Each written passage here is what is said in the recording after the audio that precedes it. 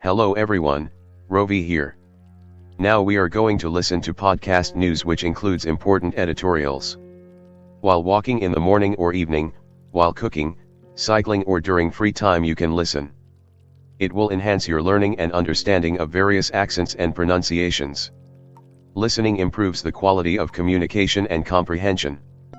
Before going ahead, I would like to welcome you all to the virtual school. A new way of learning and teaching, with the vision of Let's Grow Together. Our mission is to learn how to learn and teach how to teach. So stay tuned. And here we go. August 14th, 2021. Editorial 1. Slanting posts. Social media platforms should have the same standards for the rulers and the opposition. Several Twitter handles associated with the Congress and its leaders, including its former president Rahul Gandhi, were blocked by Twitter in the last few days, for violating its user policy and the law of the land. The violation pertains to posts shared by these handles that identified the family of a child who was allegedly raped and murdered in Delhi. The platform has since revealed that the NCPCR brought the violation to its notice. A petition in the Delhi HC seeking legal action against Mr. Gandhi has pointed out that his post was in violation of Section 74 of the Juvenile Justice Act, 2015 and Section 23(2) of the POSCO Act 2012, both of which mandate that any material that might reveal, directly or indirectly, the identity of a child victim of a crime shall not be published. Additionally, the post also violated Twitter's own rules. The Congress has not addressed the substantive question raised by the platform regarding these violations. It has alleged double standards by the platform, and questioned its impartiality. That is not a mature response. The party transgressed the norms of discussion in a sensitive case in its campaign. It must, without qualifiers, accept that mistake, and commit to better standards in social media campaigns. Twitter had flagged posts on several handles associated with the BJP in May, which were intended to target the Congress, as manipulated media. The BJP and the center took umbrage over the decision, claiming that only a police investigation could establish whether the content was altered. Twitter insisted that it had its own mechanism to check whether files uploaded on the platform were tinkered with. Herein lies the core conflict between the state and private companies over controlling the information flow in a democratic society. Both the state and the companies invoke public order and interest to justify their control over information, but the protocol for exercising that enormous power over lives remains open to question. Additionally, private companies also claim a right to unilaterally decide their user policy. This raises the pertinent question of whether a private company that is providing a service that is essential connectivity in this instance can set the terms of usage arbitrarily. The state has often shown itself unable to control speech in a fair and even-handed manner. It does even willfully misuse such powers, going by experience. The age of acceleration has thrown up many such complicated moral and governance questions that society needs to resolve. In the meantime, state agencies must exercise control over speech only in the rarest instances, for the briefest periods, and in the most transparent manner.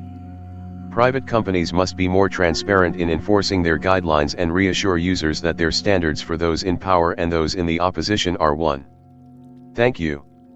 Editorial 2. Afghan tragedy. The Taliban are on the verge of re-establishing their murderous regime. With the fall of Kandahar and Herat, Afghanistan's second and third largest cities, to the Taliban, the war in the country appears to have entered an irreversible phase.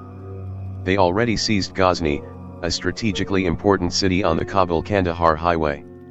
The speed with which the Islamist insurgents captured the city 17 in 8 days is a surprise. Troops from the US and the UK are to go back to Afghanistan to evacuate their citizens. The latest US intelligence assessment predicts that Kabul could fall within 90 days.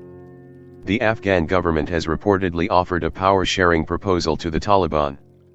But neither the offer nor the warning from the US and other countries that they would not recognize a Taliban regime that takes power by force has stopped the militants. In his ID message, Taliban Supreme Leader Hibatullah Akhundzada said the Taliban are on the verge of establishing a pure Islamic system in Afghanistan.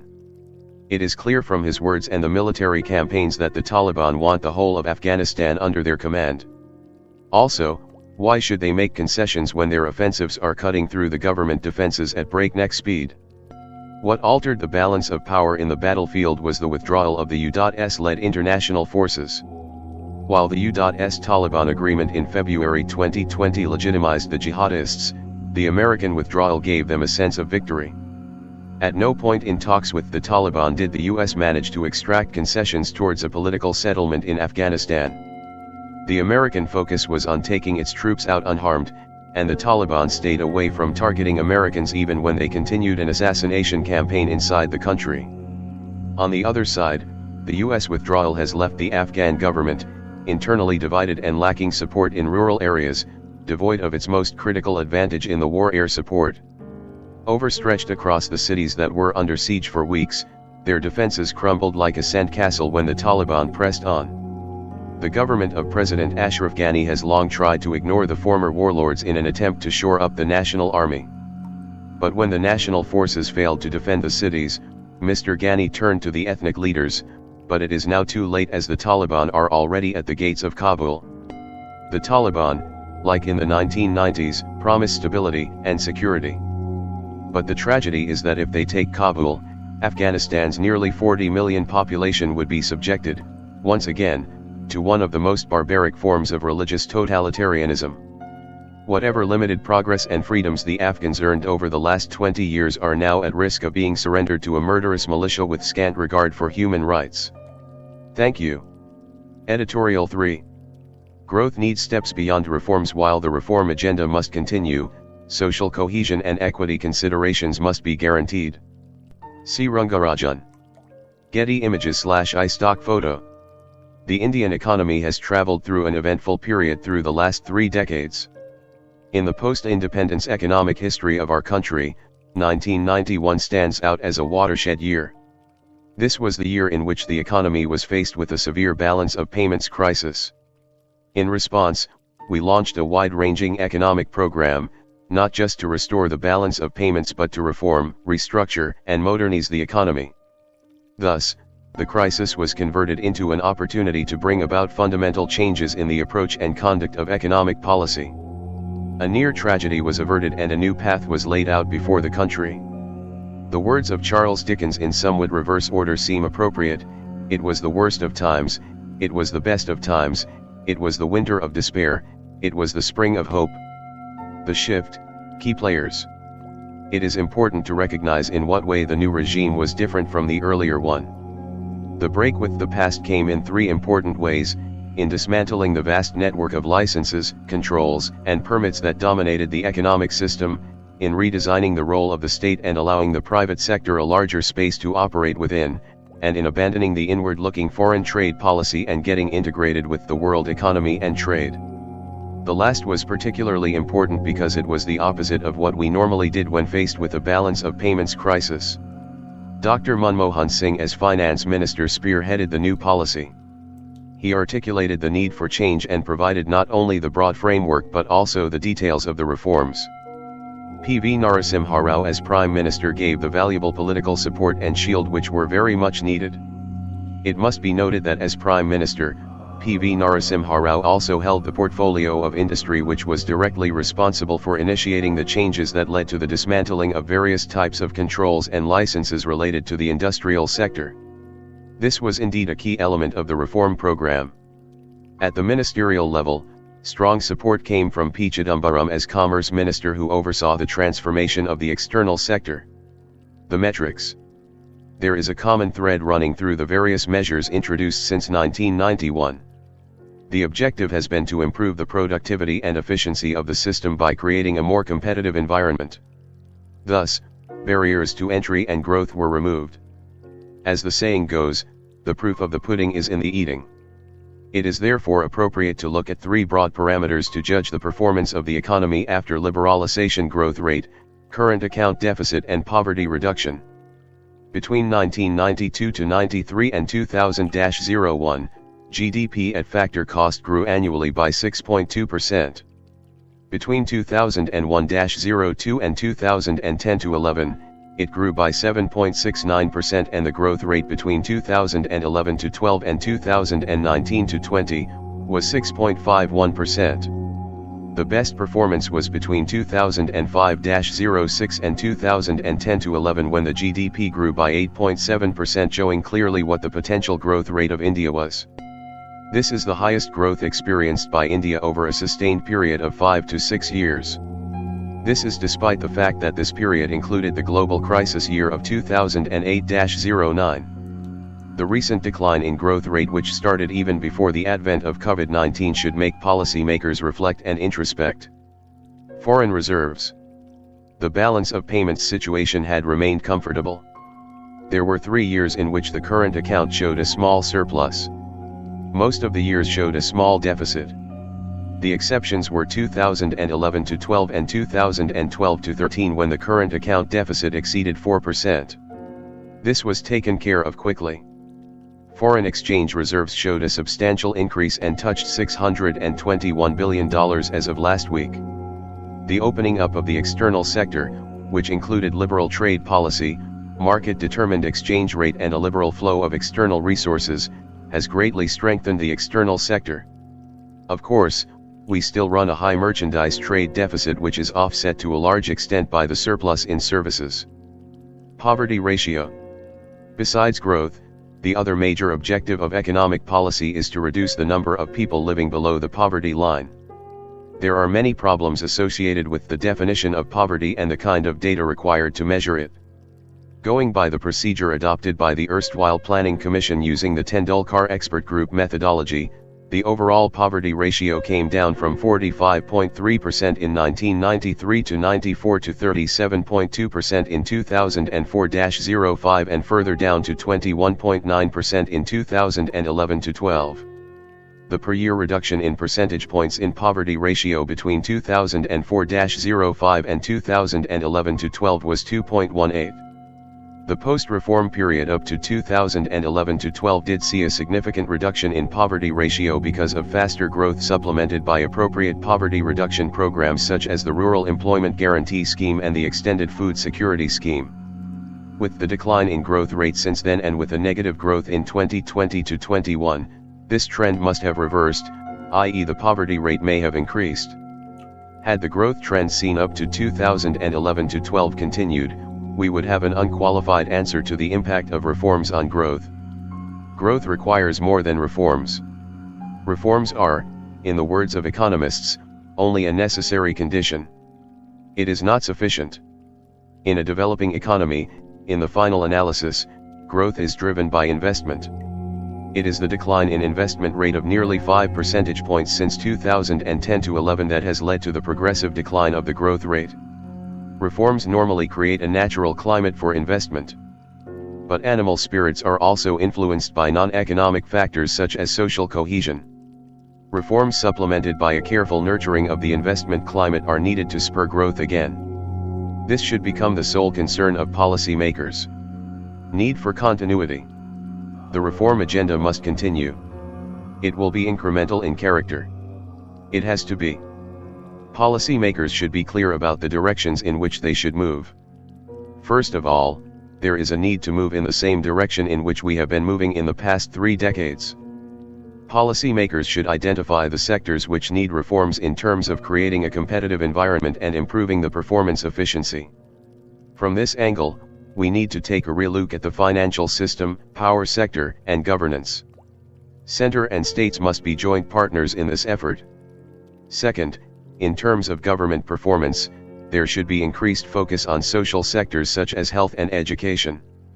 In terms of the provision of services, the emphasis must be not just on quantitative expansion but also quality. To achieve the latter is even more difficult. The advent of COVID-19 has clearly shown our inadequate health facilities and preparedness. Reforms are necessary to improve the productivity of the economy and achieve higher growth. But the story does not end there. We cannot ignore equity considerations. Growth and equity must go together. They must not be posed as opposing considerations. They are truly interdependent. It is only in an environment of high growth, equity can be pushed aggressively. C. Rangarajan is former chairman of the Economic Advisory Council to the Prime Minister and former Governor of the Reserve Bank of India. Thank you. Editorial 4. An Indian sailed to navigate the maritime environment. India's leadership in the debate on maritime security has boosted its standing as a key player in the shared commons. Sujan R. Chinoy. Getty Images. Prime Minister Narendra Modi's address on August 9, https://bit.ly/2vsh6sc, at the UNSC High-Level Open Debate on Enhancing Maritime Security, a Case for International Cooperation, convened by India, was both timely and apt. He described the oceans as a common heritage for humankind and a lifeline for the future of the planet. In urging the global community to develop a common framework to deal with contemporary challenges, including maritime disputes and natural disasters, he outlined a far-sighted vision rooted in India's culture, history, and geography. Maritime traditions. With a long coastline and large island chains spread eagled across the Indian Ocean, India has a natural seaward orientation, with key sea lanes of communication coursing through its surrounding seas. India has ancient maritime traditions. In the 15th century, Vasco da Gama was piloted to the west coast of India from Zanzibar by a Gujarati seaman. Long before that, India's ancient mariners were trading with the Old World. The very word navigation is derived from the Sanskrit word navgath. In enunciating 5 principles, Mr. Modi linked free and open trade to India's civilizational ethos. His words were a reminder of India's maritime trade with Mesopotamia 4,500 years ago. Lithal was a key maritime center of the Indus Valley civilization. The Prime Minister's home state, Gujarat, has one of India's oldest maritime histories. Kutch and Kathia War as well as the Malabar coast enjoyed ancient links to Africa. A ship built indigenously and manned by a local crew voyaged to England and back in the time of Rawgatji II, 1760–1778, of Kutch. Buddhism and Hinduism spread to Southeast Asia by the maritime route. Even Islam took the maritime route from India to Southeast Asia. Mr. Modi reiterated the relevance of Sagar, security and growth for all in the region. He urged the international community to develop a cooperative and inclusive framework for maritime security, so essential for unimpeded trade and commerce. 90% of global trade is conducted on the high seas, for the simple reason that it continues to be the most cost-effective mode of transport. Disruption of sea lanes of communication has global repercussions. The blockage in the Suez Canal earlier this year interrupted the flow of trade worth billions of dollars. In 1956, great powers intervened militarily when Egypt nationalized this key waterway. Today, a naval blockade at any choke point in the Indo-Pacific could prove catastrophic. Freedom of navigation and unimpeded commerce are key to the spread of prosperity. Critical supply chains depend on the concept of mare liberum, open seas. The neo-colonial concept of mare clausum, closed seas, in the South China Sea is anathema to the future of the global economy. Dispute settlement. The Prime Minister advocated peaceful settlement of maritime disputes on the basis of international law. This idea is rooted in India's values of peace and non-violence. India's acceptance of the award by the Permanent Court of Arbitration in 2014 paved the way for India and Bangladesh to put aside their maritime dispute and forge even closer ties. This should be an example to others in the region. In 2016, China summarily rejected the Permanent Court of Arbitration ruling in favor of the Philippines. Today, natural disasters and maritime threats posed by non-state actors have grown exponentially. Mr. Modi called upon the global community to rally together to deal effectively with the ravages of cyclones, tsunami, and maritime pollution. India's role as first responder in the Indian Ocean, whether in thwarting piracy or providing relief after the Boxing Day tsunami in 2004, is well documented. The Indian Air Force airlifted 30 tons of relief material to Mauritius in August 2020 to contain an oil spill that threatened to engulf the island nation's pristine coast. The Indian Coast Guard's operational reach and capability has vastly improved in dealing with environmental hazards and piracy.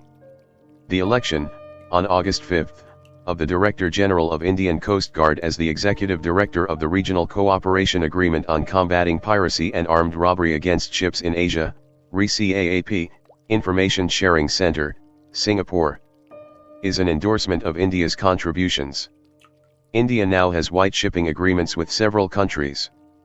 The Indian Navy's state-of-the-art Information Fusion Center Indian Ocean Region, IFCIOR, based in Gurugram hosts officers from the United States, Japan, France, Australia, and the United Kingdom. The Indian Navy regularly offers a large number of training slots to friendly countries. Environmental concerns. Mr. Modi's remarks underscored the importance of preserving the maritime environment and its resources. The oceans remain our lifeline. Yet, they have been overwhelmed by plastic waste which chokes all forms of marine life. This, in turn, poisons the entire food chain and imperils the lives of millions. Development of connectivity and infrastructure were also outlined as a major priority. There are heightened concerns today over China's Belt and Road Initiative, BRI. India stands for openness and transparency in the execution of projects, based on local priorities, with inbuilt fiscal viability and environmental sustainability. The US, Japan, and Australia are also promoting better standards for global infrastructure through the Blue Dot Network. Primacy of UNCLOS. As President of the UN Security Council for the month of August, India's leadership in the debate on maritime security, that too at the level of the Prime Minister, has strengthened its credentials as a key stakeholder in the Maritime Commons. The presidential statement issued on the occasion highlights the commitment of the UN Security Council to international law. More relevantly, it emphasizes the importance of the United Nations Convention on the Law of the Sea as the legal framework governing all maritime activity. India's natural interests stretch across both the Indian and Pacific Oceans as reflected in its inclusive Indo-Pacific vision. No doubt, India's initiative will further the prospects for a stable and enduring maritime environment. Sujan R. Chinoy, a former ambassador, is currently DG, Manohar Parrikar Institute for Defense Studies and Analyses, New Delhi. The views expressed are personal.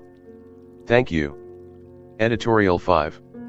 Reopening old wounds along the border. 2 British-era notifications are at the root of the Assam-Mizoram border conflict which escalated on July 26, claiming the lives of 6 Assam policemen.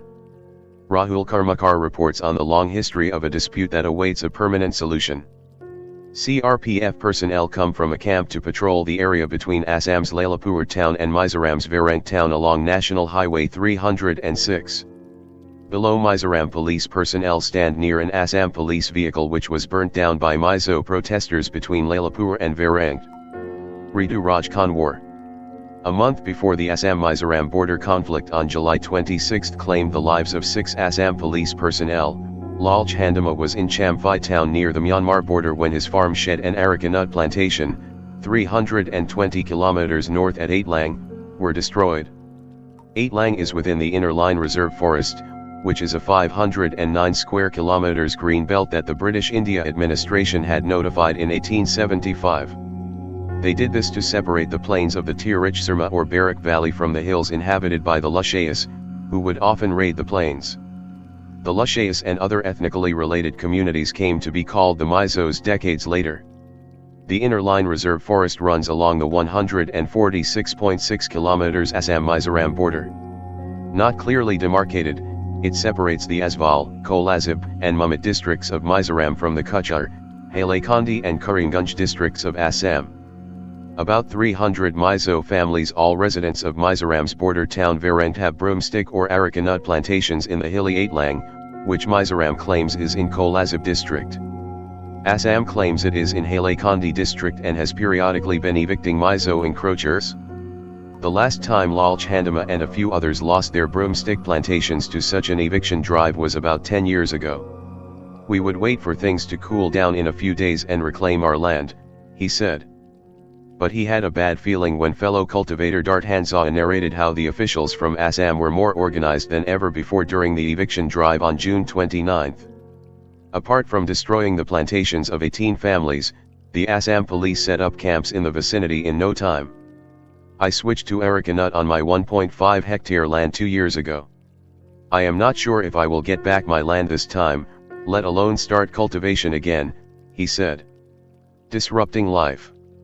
Aitlang is aerially about 5 kilometers west of Auto Stand on National Highway 306, Mizoram's Lifeline, where the conflict took place in July.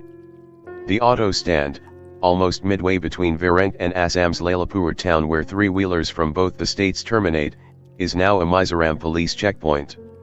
In the 4 km stretch of the highway between the Mizoram police checkpoint and the Assam police barricade at Lailapur are 2 barriers, about 100 meters apart, each manned by a unit of the Central Reserve Police Force, CRPF. The CRPF units have been stationed as a neutral force at violence-prone spots along the interstate border after the July 26 incident. The CRPF replaced the Border Security Force and the Sash Astra Seema BAL, which were deployed after arson and violence on October 17, 2020, under the operational control of the Mizoram Police and the Assam Police, respectively. About 10 kilometers east of Lailapur, Riazuddin Laskar is more worried than relieved by an instruction from local authorities in Assam to stop paying tax to his Mizo landowner. Laskar, a Bengali Muslim, has been residing for more than a decade on the farmland Lal Timliana claims he owns in the disputed stretch of the volatile interstate border. Lal Timliana's thatched house is the last civilian structure in the Assam-controlled territory at Tholakal Kolachera Forest Village, referred to as Saihapu IV in Mizoram, near the line of control, the Kalakal stream, flanked by temporary camps of the CRPF. Lal Timliana's house is about 500 meters north of his tenant Laskar's, in the Mizoram-controlled part of Saihapu IV, beyond 3 layers of security, 2 of CRPF on either side of the culvert and a unit of the Indian Reserve Battalion inside the Mizoram-controlled territory. The V stands for Varanged. Laskar, like most Assam-based contract farmers on Mizo-owned land along the interstate border, had struck an annual deal with Lal Timliana. This entailed handing over 80 mons of rice as tax to Lal Timliana in lieu of staying and farming on his land.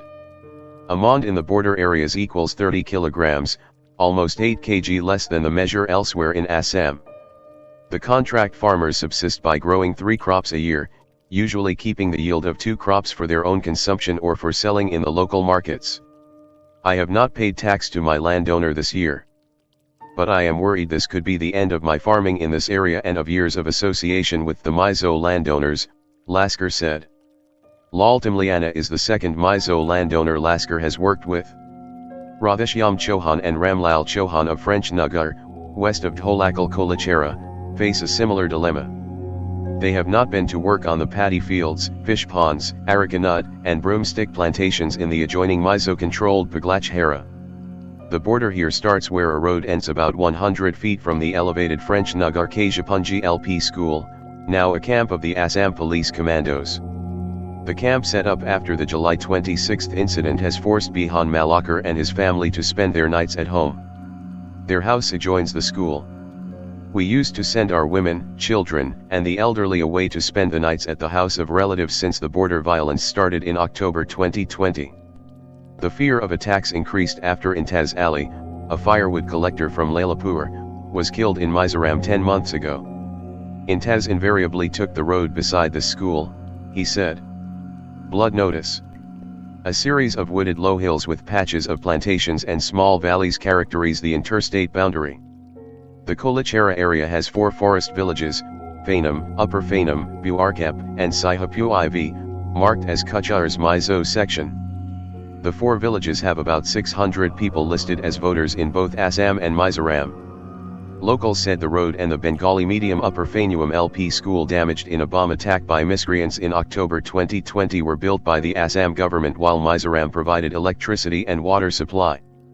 Whatever is our status on paper, we are emotionally, ethnically, and culturally with Mizoram. We hope the Assam government will give back the land our forefathers have been occupying since 1925. What will Assam gain by robbing us of our land and livelihood as well as depriving their contract farmers caught in no man's land? Samuel, the son of Laskar's landlord Lal Timliana asked.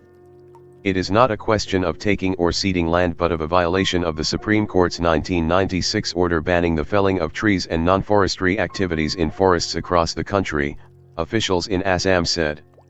The law is absolutely clear. Irrespective of status and ownership, there cannot be any non-forestry activities in forest areas. And they, Mizoram, have over the years built permanent structures, thereby breaking up the land, Jutindra Sarma, Southern Assam Circle's chief conservator of forests, said. Records of the Assam Forest Department show that the encroachment on the Inner Line Reserve Forest started in 1985, 2 years before Mizoram was upgraded from a union territory to a state. The incident of encroachment first recorded was during November 1985 when a portion of Kalaland and Jandipur area inside Singla Reserve Forest, part of the Assam-Mizoram border in Karimganj district, was occupied with the help of the armed forces of Mizoram. Gradually, they encroached a total of 75 ha clearing natural vegetation and practicing yam/and-burn cultivation on hill slopes, and cash crop plantation, a report prepared by the Forest Department on July 5 said. Officials said some farmers in Assam showed the Mizos the way to encroach the forest.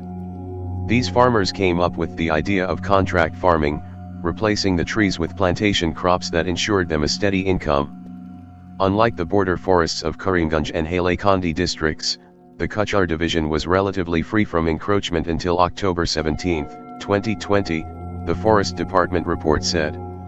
That day, 3 temporary bamboo shops on NH 306 were burnt down by miscreants from Varand, leading to a law and order problem in the border areas.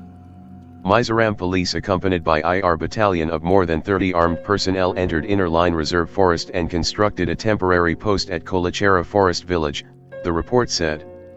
Manoj Kumar Singha, the beat officer at the Lalapur Forest Beat House, the last Assam government structure on the edge of the de facto boundary, said the Mizoram authorities had used the COVID-19 situation to grab Assam's land inch by inch. Almost every day, our men on patrol saw them advance the testing center for incoming passengers towards Assam. Whenever we objected, they would say it was a temporary setup to be removed, he said. Before long, Mizoram set up a police outpost atop Rengtilala, a mound beside the auto stand that had been cleared of an illegal plantation a few days ago, Singha said. A notice that was to have been served to the Mizoram authorities for removal of the outpost led to the July 26 incident. We had registered a case against several Mizoram officials under various sections of the Assam forest regulations such as trespassing and encroachment. Based on that, we went to serve them the notice to come to our office on a specified date and give a written explanation. They refused to accept the notice and then all hell broke loose, Sunadio Chaudhary, the divisional forest officer said. He was transferred out of Kuchar division after the incident. Assam police officials said the attack on them appeared to have been planned. The Mizoram officials became aggressive and in no time, a large crowd gathered firing air gun pellets and throwing stones. We fired a few tear gas shells to disperse the mob before the Mizoram police started firing from behind bunkers on higher ground, a senior Assam police officer who received an air gun injury said. He said the Assam police retaliated after 20 minutes of firing from the other side only to evacuate their dead and the injured. We never thought a normal notice to people occupying our own land could cause such bloodshed, he added. According to the Mizoram government, the Assam police's version of the incident is a web of lies. Why would 200 officials and policemen come trooping here if not to create trouble? They started the firing that led to the unfortunate incident on our territory. We are pained by the loss of lives because of the provocation, the state's Home Minister Lalkam Liana said. The killing of 6 policemen led to a 13-day economic blockade on Mizoram that was lifted after senior Assam ministers negotiated with the Lalapur locals in Assam and promised justice for the slain policemen. Bangladesh Abogi. Border conflicts became a fairly regular feature from the mid-1990s. Silchar-based historical researcher Sanjeev Deblaskar said the conflicts intensified after the BJP-helmed Northeast Democratic Alliance stirred subnationalism across the Northeast. The incidents took a serious turn after the centre's push for settling Assam's border disputes with Arunachal Pradesh, Meghalaya, Mizoram, and Nagaland ahead of the celebration of India's 75th year of independence. 2 British-era notifications are at the root of the Assam-Mizoram border conflict. One was derived in 1875 from the Bengal Eastern Frontier Regulation Act, 1873, which prescribes a permit for Indians beyond Mizoram to enter the territory. Mizoram follows this while Assam swears by the constitutional boundary decided in 1972, when the Lushai Hills district of Assam became the Union Territory of Mizoram, based on a 1933 notification. Mizo leaders say the 1933 notification is not acceptable as their ancestors had not been consulted. Assam leaders reject this argument since the scenario, they say, was similar during the 1875 notification. When the Mizo Peace Accord, with the extremist Mizo National Front that became a political party now ruling Mizoram, was signed in 1986, the boundary of 1933 was agreed to be made Mizoram's boundary, Assam Chief Minister Himanta Biswa Sarma said. Political experts in Mizoram said the Constitution of India does not explain the constitutional boundary. The Mizos have lived under a colonial wrong, and our leaders have time and again said the only acceptable boundary is the 1875 notification, since the voices of our leaders seeking reorganization of the Mizo inhabited areas were never heard. Asval-based college teacher and member of Mizoram's Boundary Committee, Joseph Lalfaxula, said. Mizoram Chief Minister Joramthunga said Assam was trying to grab its land for settling Bangladeshi migrants in Barak Valley. This seemed to have gained traction in the northeast, especially with the BJP seen as eyeing the land of neighboring states to settle Hindu Bengalis under the Citizenship Amendment Act. The Congress was earlier accused of using Bengali Muslims as a buffer in the disputed belt. Deb Lasker contested this theory. The Bengali Hindus and Muslims living in areas near Mizoram are agriculturists of Sylhet, in Bangladesh, origin settled since 1650. The contract farmers on land claimed by the Mizos are not locals, but are from other parts of Barak Valley.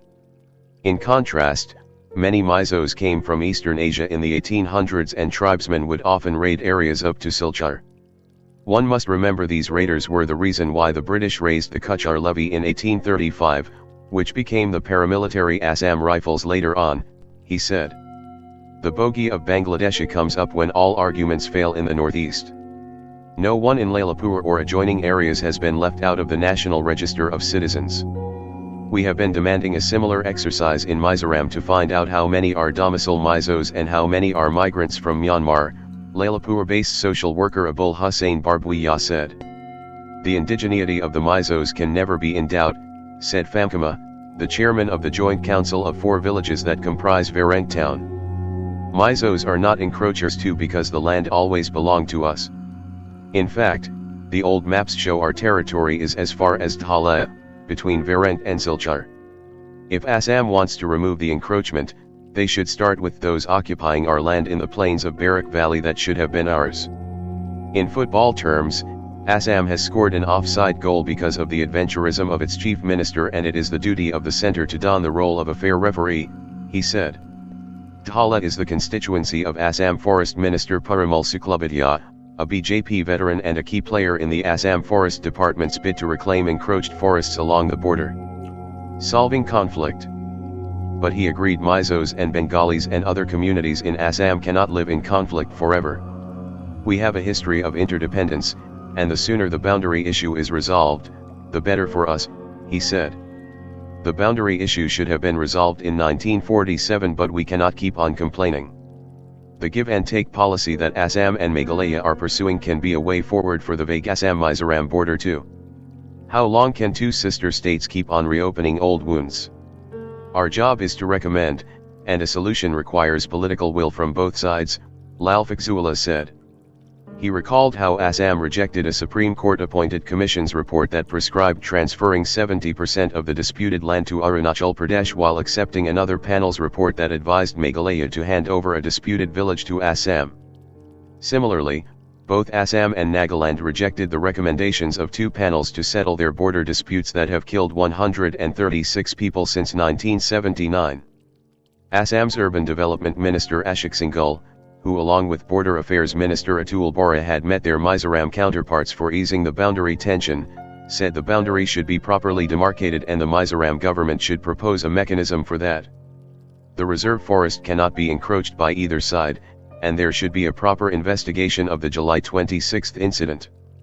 Those guilty must be punished for the boundary issue to be resolved, since policemen have died and people in Assam are emotionally charged, Singhal, also Kuchar's guardian minister, said. The angst is apparent at the 6th Assam Police Battalion at Jafarpur near Silchar. 49-year-old Shyamsundar Dusad, one of the policemen killed, was a havildar attached to this battalion. We received 50 Indian rupees lakh from the government as compensation. But this is not the justice we seek. Whatever may be the trigger, they committed a crime and should be tried as criminals, said his widow, Lakshmi Dusad. The dead policemen were not Bangladeshis, were they? In a region of diverse communities, we want peace for normal life and a non-militarized boundary. But I hope the killing is not forgotten like the excesses committed by extremist groups after they come to the mainstream, Barbuya said. His reference was to the Mizo National Front, which has been ruling Mizoram since December 2018. Thank you. Faith. 5 types of wealth. When Mahabali wants to give Vamana the land the latter asks for, Sakracharya warns Bali. He says, if you grant this Brahmachari what he seeks, you will lose everything, your kingdom, your wealth, your tejas. He can measure all the 3 worlds with 3 steps. Sakracharya then speaks about dana, said Kedambi Narayanan in a discourse. Wealth should be divided into 5 types, says Sakracharya. 1 portion is to be set aside for dharma. 1 portion is for one's own sreyas. 1 portion should be used to augment one's current wealth. 1 portion is to be used to run everyday life. 1 portion is to be used to help relatives. There is a Sanskrit verse, which says wealth faces many challenges. A demand on money comes in the form of the need to give dana. If one gives dana, then one is saved from the other 3 demands on it. If you do not give dana, your wealth will be taxed by rulers and will get depleted. Or you could be robbed. So it is best to give to others, but even this must be within reasonable limits, and this is what Sakracharya points out to Mahabali. The Vedas compare this body to a tree. A tree bears flowers and fruits. But this is possible only if the tree is healthy. If the tree itself becomes shaky, then can it bear flowers or fruits? Likewise, only if a man is economically stable, he can help others. If he gives away everything, then he will become impoverished himself, and will be unable to help anyone. He who cannot help himself cannot help others. Keeping all this in mind, Sakracharya warns Mahabali. But Bali says, I am Prahlada's grandson. Not keeping my promise is a sin. Nothing can harm a person's dharma, but his sins. And to lie is a sin. I have promised this Brahmachari whatever he asks for. How can I go back on my word? Thank you. Thank you so much for watching this video as a podcast. Do like, share and comment. Press the subscribe button and hit the bell icon to get new notifications. Thank you. Take care and stay safe. God bless you all. Jai Ma Bharti.